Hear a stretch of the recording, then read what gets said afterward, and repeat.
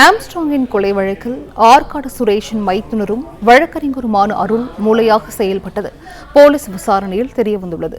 கூடுதல் விவரங்களை செய்தியாளர் கதிரவன் வழங்க கேட்கலாம். கதிரவன், வணக்கம். இது குறித்தான விவரங்கள்.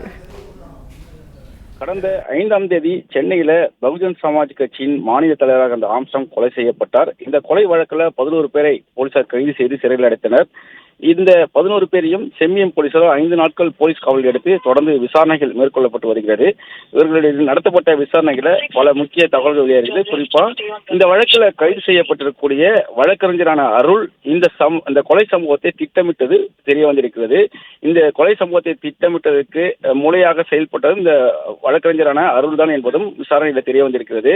குறிப்பா அருள் ஆற்காடு சுரேஷுடன் கடந்த 12 வருடங்களாக உடன் இருந்ததும் அவரது வழக்கு சம்பந்தப்பட்ட வழக்குகளை இவர்தான் கையாண்டதும் தெரிய வந்திருக்கிறது. அது இல்லாமல் இவர் உறவு முறையில மைத்துனர் என்பதும் தெரிய வந்திருக்கிறது.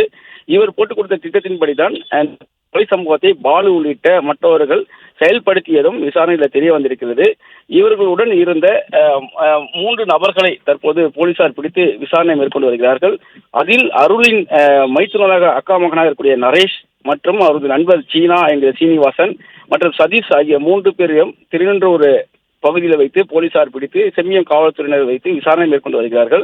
குறிப்பாக அருளின் வீடு திருநின்றூர் காவல் நிலையத்தின் அருகிலே இருக்கிறது. அதே போல இந்த ராமு என்கிற வினோத் என்பவரின் வீடும் திருநின்றூர் காவல் நிலையத்தின் பின்புறமாக இருக்கிறது. இவர்கள் 2 பேரும் சேர்ந்து பாலுவுடன் சேர்ந்து இந்த கொலை சம்பவத்தை அரங்கேற்றி இருப்பதும் மற்றவர்கள் இதற்கு உதவியாக இருந்ததும் விசாரணையில் தெரிய வந்திருக்கிறது.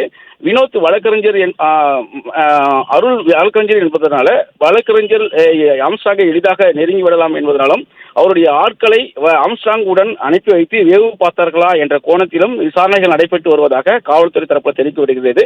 தொடர்ந்து 11 நபர்களிடம் தொடர் விசாரணைகள் நடைபெற்று வருவதாகவும் காவல்துறை சார்பாக தெரிவிக்கப்படுகிறது.